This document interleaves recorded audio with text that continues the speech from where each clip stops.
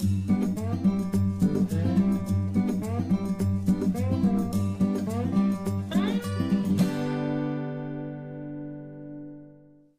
I'm Todd Clippinger, and welcome to the American Craftsman Workshop. This video is part of a series where we are discussing the business of woodworking.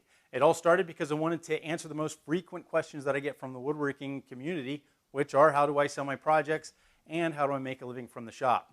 Well, my answer probably was a disappointment to many because basically I'm a remodeling contractor, and it's through my reputation as a remodeling contractor doing custom work that I'm getting those really sweet jobs like custom built-ins and entertainment centers and all manner of high-end projects. And I know that you are not interested in becoming a contractor just to sell your woodworking projects. So what I decided to do was go get some interviews from other woodworkers that are manufacturing and selling their projects to make a living even. So they are going to bring a great perspective, probably more directly related to the way that you want to sell your work. And in this video, we're going to visit a good friend of mine, Nick Pancho. He was up at Summer Fair selling his work. He designs and builds modern furniture. And he actually is an architect, guys. He's a licensed architect, and that's how he makes his living. But he actually is trying to build a business and grow his business of designing and building modern furniture. I love his style, and I love the hard work that he's put into it. I consider myself very lucky to know Nick. I always have great conversations with him on design and woodworking, the woodworking process and craft. And he's worked really hard to develop a great website. He has a great business plan, and he has some great information to share with you guys. I want you to go over and check out his website, pearfurniture.com. Check out his About page. He has this great promo video. It is a great marketing piece. His whole website is one that you should model yours after. If you're looking for good websites and good examples of what a website should be, check out pearfurniture.com. And while you're there, be sure to drop Nick a note, hit the contact button and drop him a note and tell him that you saw him on the American Craftsman Workshop and thanks for sharing. Because, you know, the biggest thing is when we share online with the world out there, it's just very gratifying to know that we're helping other people. So drop him a note of thanks. Anyways, I don't want to hold you up anymore. Let's take a look and see what Nick has to say about the business of woodworking. Hi, I'm Nick Pancho with Pear Furniture Plus Design and also Montana Pipe Collective. This is the first time we've done a show like this before, so this is our first public debut for our furniture. We seem to be getting good response, people realizing that we are a locally made product. The way we position ourselves in the market, I think, is really important. We've paid a lot of attention to clean, consistent, and well thought out marketing strategy and also branding strategy.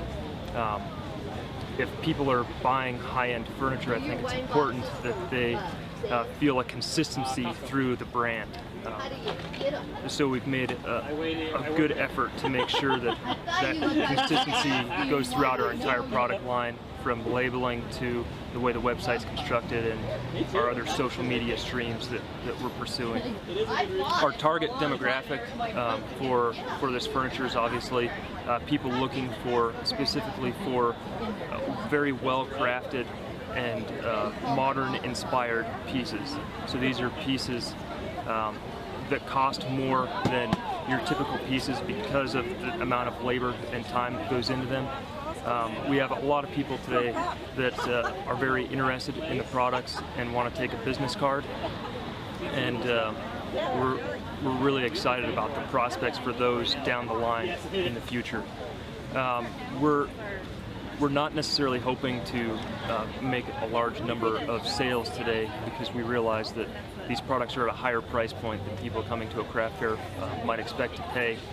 But we really think that the investment in buying a booth is totally worth the exposure that we'll get from an event like this and the personal connections that we'll be able to make with hopefully lifelong clients in the future.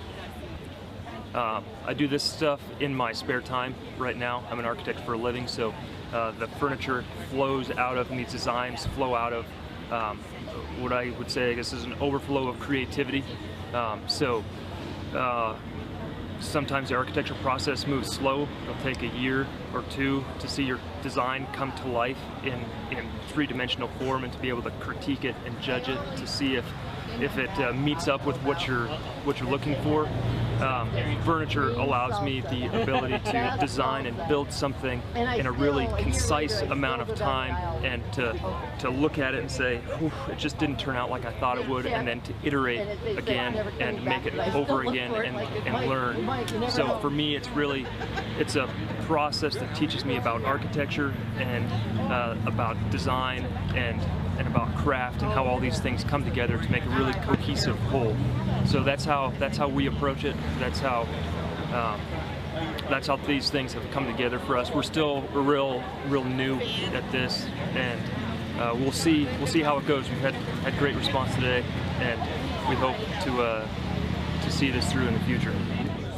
So we've made a real point in defining the stylistic market that we're after, and part of that is my own personal convictions on design and the things that I'm looking to express when I build these things. So with Pair Furniture Plus Design, we've really made a point to stick to our guns, so to speak, in terms of the style of furniture that we're working in. So if we meet someone today that comes and says, hey, I love your stuff, could you build a craftsman style or a green style desk? I'm fully prepared to say, there's other people in town, other great craftsmen in town who do those styles very well, and I'm willing to let those sales go to those people, because I'm really trying to define my market, because I feel that I'm best in expressing my furniture and articulating these designs in a vocabulary that I'm really comfortable with. So I'll gladly let those other potential sales go out the door in favor of the things that really excite me and motivate me. Well, guys, I hope you enjoyed that interview with Nick. He has a great website. Be sure to check it out at pairfurniture.com. He has such a great promo video. Man, it's something that I'd like to put together for myself as well. His website is a great example of what your website should look like and how it should function. Website probably has to be one of the most important pieces of marketing and image building that you have as a business. So stop over there, check out his site, drop him a line to say thanks, because, man, guys, he shared some solid information from the business perspective. And you can tell by his answer, he's put a lot of effort into his own business. So I really am appreciative that he took the time out to share all this information with us. Also, be sure to check out all the other videos in this series, because everybody brings a different perspective, and it helps give you a more well-rounded perspective of if you want to develop a business plan, whether to sell full-time or part-time for your woodworking projects and make some money from the shop. Well, that's really all I have for now, guys. Be sure to catch all the other videos. I'll have them all hot linked together. They don't have to watch them in any special order. And that's really all I have for now. So until next time, be safe in your own shop.